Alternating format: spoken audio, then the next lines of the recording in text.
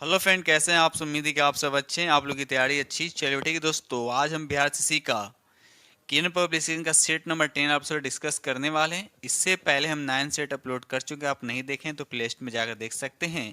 इसके अलावा यूटेरिया का प्रैक्टिस सेट कराया जा चुका है, जिसमें 15 सेट आप लोग को देखने को मिलेगा।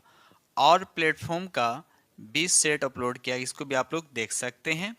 और इसके अलावा साइंस का 24 सेट, जिसमें हर सेट में 40 क्वेश्चन कराएगा। बहुत इंपॉर्टेंट क्वेश्चन को डिस्कस किया गया है। अगर आप नहीं देखे हैं तो प्लेलिस्ट में जाकर देख सकते हैं। तो आज हम आप लोगों के साथ बिहार एसएससी का सेट नंबर 10 आप लोग डिस्कस करने वाले हैं। और आप लोगों को पता है कि एग्जाम जो है मार्च में होने जा रहा है। ठीक है, 90% उम्मीद है कि मार्च तक एग्जाम होने की चांसेस है, इसलिए आप लोग जम की तैयारी करें। देखिए, मौका बार बार नहीं आता है, ठीक है, इसलिए आप लोग जम की तैयारी करें। चलिए, आपको क्वेश्चन नंबर यहाँ पर क्वेश्चन नंबर फर्स्ट कहता है कि काराकोरम नामक पर्वत श्रृंखला निम्नलिखित कारणों से भू राजनीति के रूप में अत्यंत महत्वपूर्ण है, क्योंकि यह भारत और चीन को जोड़ती है। ये गलत है। यह सिंधु और यारकन नदी घाटियों के लिए जलोत्सारण क्षेत्र के रूप में कार्य करती है। ये सही है। भारत और चीन, पाकिस्तान के साथ अफगानिस्तान और ताजिकिस्तान की सीमाएं काराकोरम श्रृंखला से मिलती है। 2 और 3 सही है। तो राइट आंसर आपका देखते हैं 2 और 3 किस ऑप्शन में दे रखा है, तो यहाँ पर राइट आंसर आपका 2 हो जाएगा। ठीक है, चलिए आगे बढ़ते हम लोग अगले प्रश्न की तरफ। ये रहा क्वेश्चन नंबर आपका 2। क्वेश्चन नंबर 2 कहता है निम्नलिखित में से किस आयोग के लिए भारतीय संविधान में कोई प्रावधान नहीं किया गया है, बताइए। तो यहाँ पर राइट आंसर आपका 3 हो जाएगा। योजना आयोग, याद रखिए योजना आयोग जो इसका राइट आंसर हो जाएगा। अब योजना आयोग को अब क्या कर दिया है, नीति आयोग कर दिया। इसे कब कन्वर्ट किया गया है, तो 2015 में, याद रखिएगा। ठीक है, चलिए आगे बढ़ते हैं हम लोग अगले प्रश्न की तरफ। ये रहा क्वेश्चन नंबर आपका 3। क्वेश्चन नंबर 3 कहता है किस सुल्तान को खलीफा से सम्मान वस्त्र प्राप्त हुआ था, बताइए। यहाँ पर किस सुल्तान को खलीफा से सम्मान वस्त्र प्राप्त हुआ था, तो यहाँ पर राइट आंसर आपका 2 हो जाएगा। इल्तुतमिश इसका राइट आंसर हो, याद रखिए इल्तुतमिश जो है इसका राइट आंसर हो जाएगा। ठीक है, चलिए ये रहा अगला प्रश्न। देखिए क्वेश्चन नंबर यहाँ पर 4। क्वेश्चन नंबर 4 कहता है निम्नलिखित में कौन सी रेखा दो देशों के बीच सीमांकन रेखा नहीं है। दो देशों के बीच सीमांकन रेखा नहीं है, तो यहाँ पर राइट आंसर आपका हो जाएगा अंतर्राष्ट्रीय दिनांक रेखा। याद रखिए अंतर्राष्ट्रीय दिनांक रेखा। ठीक है, आई बस समझ में। बाकी सभी मैकमोहन रेखा, क्लिप रेखा, रेड क्लिप रेखा, ड्यूरेंट रेखा, जो ये दो देशों के बीच क्या है आपका इस सीमांकन रेखा। बाकी ये आपका अंतर्राष्ट्रीय दिनांक रेखा जो ये नहीं, तो राइट आंसर आपके यहाँ पर ए हो जाएगा। चलिए अगला प्रश्न देखिए क्वेश्चन नंबर यहाँ पर 5 कहता है भारतीय संविधान की 8वीं अनुसूची में निम्नलिखित में से कौन सी भाषा निर्दिष्ट नहीं है। तो उर्दू है, सिंधी है, देखिए यहाँ पर संस्कृत, लेकिन अंग्रेजी नहीं है। तो यहाँ पर आपका 5 का राइट आंसर क्या हो जाएगा, आपका 2 हो जाएगा। अभी वर्तमान में कितनी भाषाएं हैं, तो याद रखिएगा मान्यताएं यानी 22 भाषाएं, याद रखिएगा। चलिए आगे बढ़ते हम लोग अगले प्रश्न की तरफ। क्वेश्चन नंबर यहाँ पे 6 कहता है भारत के किस राज्य की क्षेत्रफल और जनसंख्या की दृष्टि से समान रैंकिंग स्थिति है, बताइए। तो यहाँ पर राइट आंसर आपका 2 हो जाएगा। मेघालय इसका राइट आंसर, याद रखिएगा मेघालय जो है इसका राइट आंसर, यानी क्षेत्रफल में 22वां स्थान है और जनसंख्या की दृष्टि से भी क्या है ये 22वां स्थान है। तो इसका राइट आंसर आपका यानी अप्रोक्स में है, यानी राइट आंसर आपके यहाँ पे 2 हो जाएगा। अगर क्षेत्रफल में सबसे पूछे भारत का सबसे बड़ा राज्य कौन है, तो राजस्थान हो जाएगा। सबसे छोटा कौन हो जाएगा, गोवा हो जाता है। इस तरह से याद रखिएगा। चलिए आगे बढ़ते हैं हम लोग। क्वेश्चन नंबर यहाँ पे 7 कहता है पृथ्वी का आकार आपको बताना है। तो इसका राइट आंसर आपका क्या हो जाएगा 4, यानी 7 का आंसर 4 हो जाएगा। जियोड, यानी पृथ्वी का आकार क्या होता है, जियोड टाइप का होता है। तो यहाँ पर राइट आंसर आपका क्या हो जाएगा 4 हो जाएगा। ये रहा अगला प्रश्न देखिए क्वेश्चन नंबर यहाँ पे 8 कहता है विच्छेदक नदी के घुमाव में बनी झील को क्या कहते हैं। तो यहाँ पर राइट आंसर आपका 3 हो जाएगा। ऑक्सबो झील, याद रखिए ऑक्सबो उसको बोलते हैं। तो यहाँ पर राइट आंसर आपका 3 हो जाएगा। ये रहा अगला प्रश्न देखिए क्वेश्चन नंबर यहाँ पे 9 कहता है झील अथवा तालाब के सतह जल पर पादप्लवक की तेजी से बढ़ने वाले पुंज को कहते हैं, तो क्या कहते हैं। तो यहाँ पर 9 का राइट आंसर आपका ये हो जाएगा। उसे सुपोषण कहते हैं। क्या कहते हैं, उसे सुपोषण कहा जाता है। आगे बढ़ते हैं हम लोग अगले प्रश्न की तरफ। क्वेश्चन नंबर यहाँ पे 10। क्वेश्चन नंबर 10 कहता है कि पोतभंजक उद्योग में भारत का कौन सा राज्य अग्रगण्य मतलब सबसे आगे है पोतभंजक में। तो यहाँ पर 10 का राइट आंसर आपका 3 यानी गुजरात इसका राइट आंसर, याद रखिए गुजरात इसका राइट आंसर हो जाएगा। ये रहा अगला प्रश्न, देखिए क्वेश्चन नंबर यहाँ पे 11 कहता है जब मार्गरेट थैचर प्रधानमंत्री थी उस समय किस देश के साथ ब्रिटेन ने फॉकलैंड द्वीपों पर नियंत्रण प्राप्त करने के लिए युद्ध लड़ा था। तो यहाँ पर राइट आंसर आपका 2 हो जाए, अर्जेंटीना इसका राइट आंसर हो जाएगा। ठीक है, चलिए ये रहा अगला प्रश्न, देखिए क्वेश्चन नंबर यहाँ पे आपका 12 कहता है निम्नलिखित का मिलान आपको बताना है, यहाँ पर आपको मिलान करने हैं। ठीक है, तो यहाँ पर देखा जाए तो ए का हो जाएगा आपका 2 हो जाएगा, अनिवातवी हो जाएगा, 2 का हो जाएगा आपका 4 हो जाएगा। ठीक है, तो 1 के बाद 4 होना चाहिए, 1 के बाद क्या आना चाहिए 4 होना चाहिए। तो देखिए यहाँ पर आपको दिख रहा है 1 का 4 और 2 का हो जाए, 1 का 4 हो गया और 2 का 4 होना चाहिए ना। तो 1 का 2, देखिए 1 का 2, यहाँ 1 का 2 हो गया, तो ये हो गया 2 का 4, राइट आंसर आपका, और किसी ऑप्शन में नहीं, तो यहाँ पर राइट आंसर आपका क्या हो जाएगा यही हो जाएगा। ठीक है, चलिए आगे बढ़ते हैं हम लोग अगले प्रश्न की तरफ। क्वेश्चन नंबर यहाँ पे 13 कहता है महात्मा गांधी की विश्व में सबसे लंबी मूर्ति कहाँ स्थित है, महात्मा गांधी का बताना है। तो यहाँ पर राइट आंसर आपका 13 का राइट आंसर आपका 2 हो जाएगा, पटना, याद रखिए पटना इसका राइट आंसर हो जाएगा। यानी बिहार के मुख्यमंत्री नीतीश कुमार ने फरवरी 2023 में यानी बिहार की राजधानी पटना महात्मा बुद्ध की सबसे लंबी मूर्ति का अनावरण किया गया। इसकी अगर ऊंचाई की अगर बात करते हैं तो 72 फीट, कितना है इसका 72 फीट। ठीक है, चलिए आगे बढ़ते हैं हम लोग। क्वेश्चन नंबर यहाँ 14 कहता है कि कलिंग के विरुद्ध अशोक के अभियान की जानकारी का मुख्य स्रोत निम्नलिखित में से क्या है। तो यहाँ पर 14 का राइट आंसर आपका 4 हो जाएगा, शिलालेख 13, यानी शिलालेख 13 इसका राइट आंसर हो जाएगा। ये रहा अगला प्रश्न, देखिए क्वेश्चन नंबर यहाँ पर 15। क्वेश्चन नंबर 15 कहता है गांधी की न्यायशीलता की अवधारणा क्या है। तो यहाँ पर राइट आंसर आपका 2 हो जाएगा, पूंजीवादी समाज को समतावादी समाज में रूपांतरित करती, तो इसका राइट आंसर आपका 2 हो जाएगा।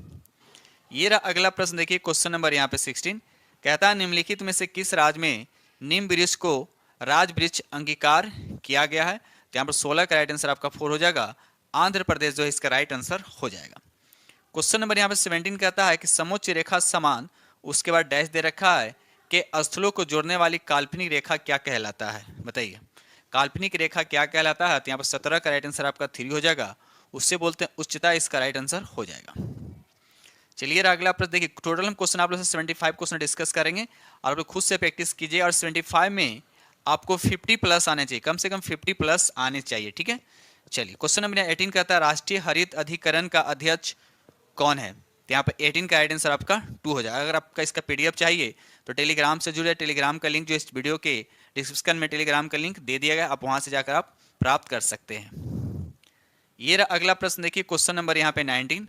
क्वेश्चन नंबर 19 कहता है भारत का वह कौन सा प्रथम राज्य है जिसने खाद्य सुरक्षा अधिनियम बनाया था। तो 19 का राइट आंसर आपका ए यानी छत्तीसगढ़ जो इसका राइट आंसर हो जाएगा। आगे बढ़ते हैं हम लोग अगले प्रश्न की तरफ। ये रहा क्वेश्चन नंबर आपका 20। क्वेश्चन नंबर यहाँ पे 20 कहता है भारतीय संविधान के किस अनुच्छेद में सरकार रोजगार में नागरिकों के लिए समान अवसर का प्रावधान किया। तो बताइए यहाँ पर राइट आंसर क्या होगा। तो राइट आंसर आपका 2 हो जाएगा, अनुच्छेद 16, याद है अनुच्छेद 16 जो है इसका राइट आंसर हो जाएगा। चलिए अगला प्रश्न, देखिए क्वेश्चन नंबर यहाँ पे 21 कहता है बलुई पत्थर किसमें रूपांतरित होता है। बलुई पत्थर जो है ये किसमें रूपांतरित होता है। तो इसका राइट आंसर आपका 3 हो जाएगा, क्वार्ट्ज में। किसमें कन्वर्ट होता है, तो क्वार्ट्ज जो है इसका राइट आंसर हो जाएगा। ठीक है, क्वेश्चन नंबर 22 बताइए, कहता है व्यवसाय पर कर की वसूली किसके द्वारा की जा सकती है। तो 22 का राइट आंसर आपका ए हो जाएगा, केवल राज्य सरकार द्वारा किया था। तो राइट आंसर आपका फर्स्ट हो जाएगा।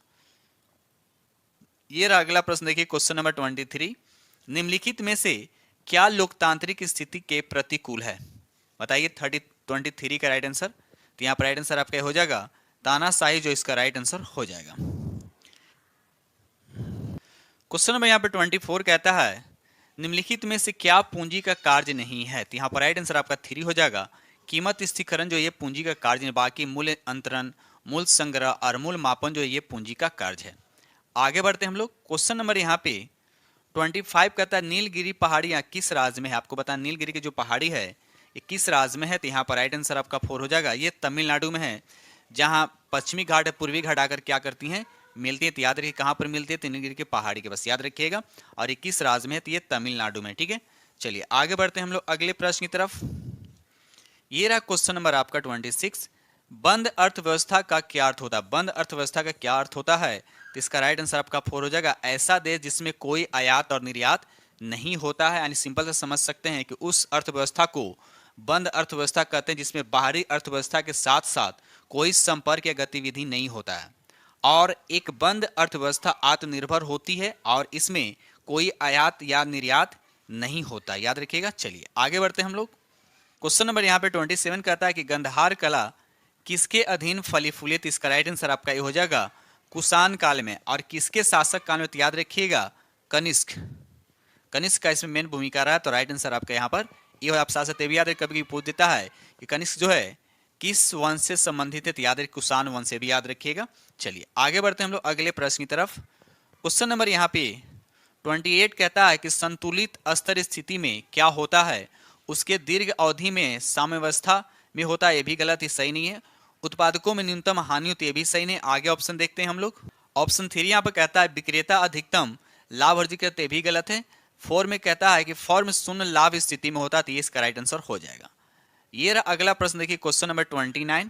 क्वेश्चन नंबर यहाँ पे 29 कहता है जहां कोई कानून नहीं होता वहां कोई स्वतंत्रता नहीं होती, यह किसने कहा? तो 29 का राइट आंसर आपका 4 हो जाएगा। लॉक जो है इसका राइट आंसर हो जाएगा। चलिए क्वेश्चन नंबर यहाँ पे 30 कहता है भारत के गोगोना संगीत वाद्य यंत्र के संदर्भ में लिखित कथनों पर विचार करते। यहाँ पर देखा है तो पहला और तीसरा आपका क्या है यहाँ पर सही है, तो इसका राइट आंसर आपका क्या हो जाएगा यहाँ पर 2 हो जाएगा। ठीक है, चलिए आगे बढ़ते हैं हम लोग अगले प्रश्न की तरफ। क्वेश्चन नंबर यहाँ पे 31।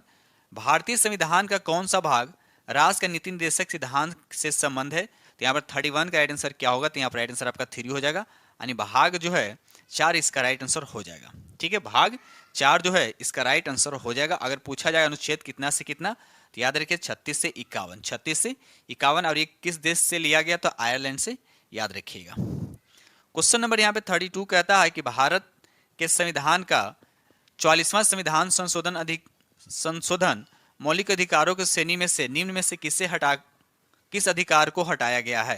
तो याद रखिए संपत्ति के अधिकार को क्या किया गया है? हटाया। याद रखिए संपत्ति के अधिकार को हटाया, और कब? तो 1978 में भी याद रखिएगा। ठीक है, चलिए आगे बढ़ते हैं हम लोग। ये रहा अगला प्रश्न, देखिए क्वेश्चन नंबर यहाँ पे 33। बिहार के प्रथम मुख्यमंत्री कौन थे? बिहार के प्रथम मुख्यमंत्री कौन थे? तो इसका राइट आंसर आपका हो जाएगा कृष्ण सिंह जो है इसका राइट आंसर। याद है कृष्ण सिंह जो इसका राइट आंसर हो जाएगा। ठीक है, इसका अगर कार्यकाल पूछा जाएगा तो इसका कार्यकाल जो था 1946 से लेकर 1961 तक, ये भी याद रखिएगा। बिहार से रिलेटेड क्वेश्चन जरूर याद रखिएगा। क्वेश्चन नंबर यहाँ पे 34 कहता है निम्नलिखित में से कौन सा एक भारत का तेल क्षेत्र सबसे प्राचीन है और अभी भी तेल उत्पादन करता है? तो 34 का राइट आंसर आपका 2 हो जाएगा। डिगबोई इसका राइट आंसर हो जाएगा। और कहाँ है? तो असम में, याद रखिएगा असम में। ठीक है, चलिए आगे बढ़ते हैं हम लोग अगले प्रश्न की तरफ। क्वेश्चन नंबर यहाँ पे 35 कहता है कि डॉक्टर मनमोहन सिंह से ठीक पहले भारत के प्रधानमंत्री कौन थे? तो याद रखिए अटल बिहारी वाजपेयी। तो देखते हैं किस ऑप्शन में दे रखा है। उनसे ठीक पहले अटल बिहारी वाजपेयी थे, तो यहाँ पर राइट आंसर आपका 35 का राइट आंसर आपका 4 हो जाएगा। अटल बिहारी वाजपेयी जो है इसका राइट आंसर हो जाएगा। ये रहा अगला प्रश्न, देखिए क्वेश्चन नंबर यहाँ पे 36। पंकज अडवाणी इससे संबंधित आपको बताने किस खेल से इसका संबंध है? तो इसका राइट आंसर आपका हो जाएगा स्नूकर, इसका राइट आंसर हो जाएगा। क्वेश्चन नंबर 37 कहता है कि राज्यसभा का पदेन अध्यक्ष कौन होता है? तो इसका राइट आंसर आपका 2 हो जाएगा।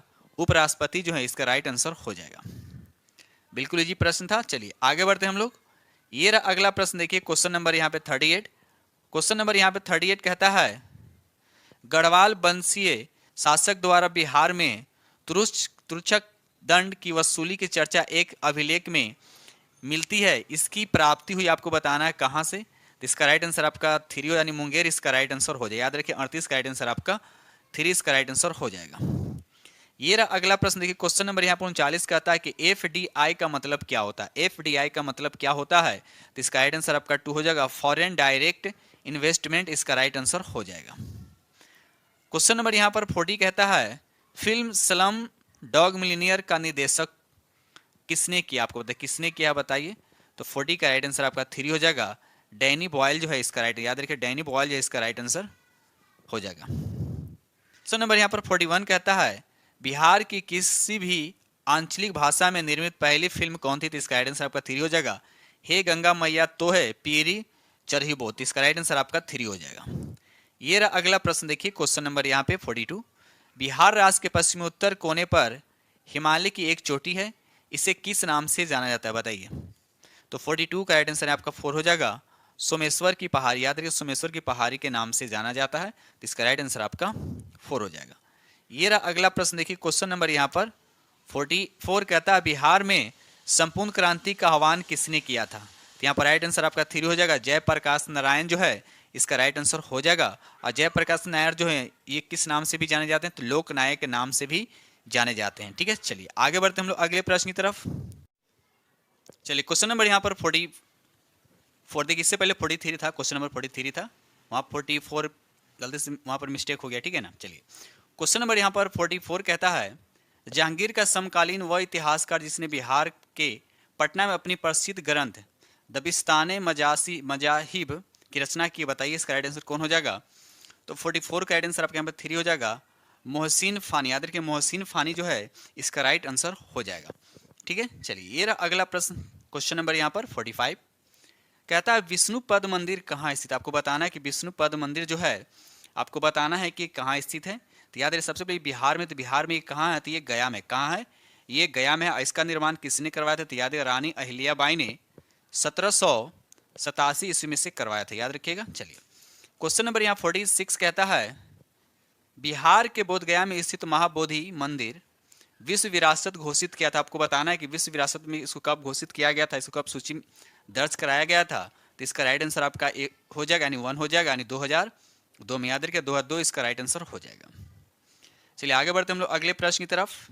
ये रहा क्वेश्चन नंबर आपका 47 कहता है डॉक्टर राजेंद्र प्रसाद, कहता है डॉक्टर राजेंद्र प्रसाद का जन्म जीरादेव बिहार के किस जिले के अधीन आता? आपको बताना सबसे पहले बात याद रखिएगा कि डॉक्टर राजेंद्र प्रसाद का जन्म कहाँ होता है? जीरादेव, और बिहार में ही पड़ता है। तो आपको बताने कि किस जिला में ये पड़ता है, तो इसका राइट आंसर आपका 4 हो जाएगा।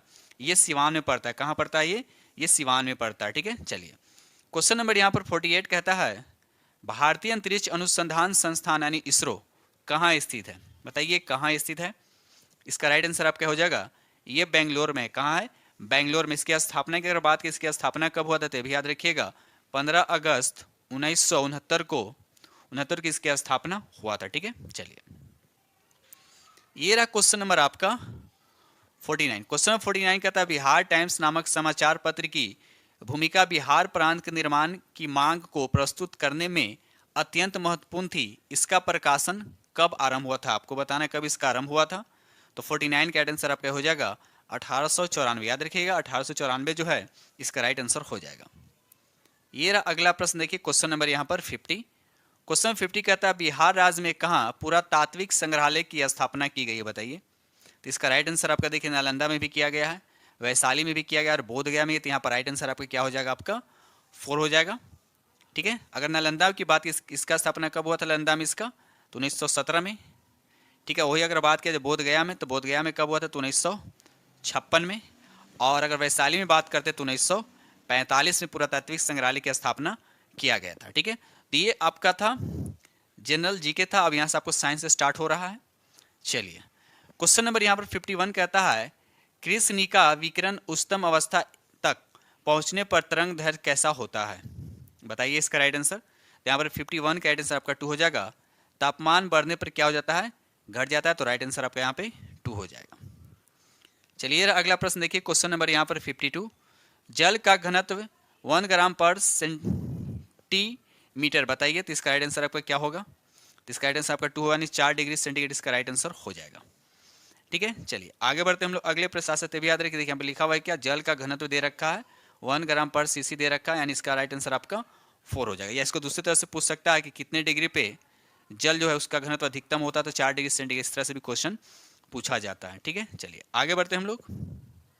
क्वेश्चन नंबर यहाँ पर 53 कहता है कि विकिरण के परमात्रा सिद्धांत के संस्थापक कौन है? बताइए इसका राइट आंसर। तो यहाँ पर राइट आंसर आपका 3 हो जाएगा। प्लैंक जो है इसका राइट आंसर हो जाएगा। प्लैंक इसका राइट आंसर हो जाएगा। आगे बढ़ते हैं हम लोग अगले प्रश्न की तरफ। क्वेश्चन नंबर यहाँ पर 54 कहता है, तो ऊपर कर दूं, हाँ ये रहा क्वेश्चन नंबर आपका 54 कहता है चलिए क्वेश्चन 54 कहता है कि जब किसी धातु को लपट पर गर्म किया जाता है तो इलेक्ट्रॉन ऊर्जा को अवशोषित कर लेते हैं और उच्चतर ऊर्जा स्थिति की ओर छलांग लगाते हैं। वे प्रकाश का उत्सर्जन करते हैं, तो जिसे हम किस में देख सकते हैं, बताइए किस में देख सकते हैं। तो यहाँ पर राइट आंसर आपका 54 का थीरो यानी उत्सर्जन स्पेक्ट्रम इसका राइट आंसर हो जाएगा। चलिए अगला प्रश्न देखिए, क्वेश्चन नंबर यहाँ पर 55। क्वेश्चन नंबर 55 कहता है कि खाना पकाने के बर्तन के नीचे का बाहरी हिस्सा काला क्यों किया था, आपको बताना काला क्यों छोड़ दिया जाता है, बताइए। तो इसका राइट आंसर आपका 4 हो जाएगा।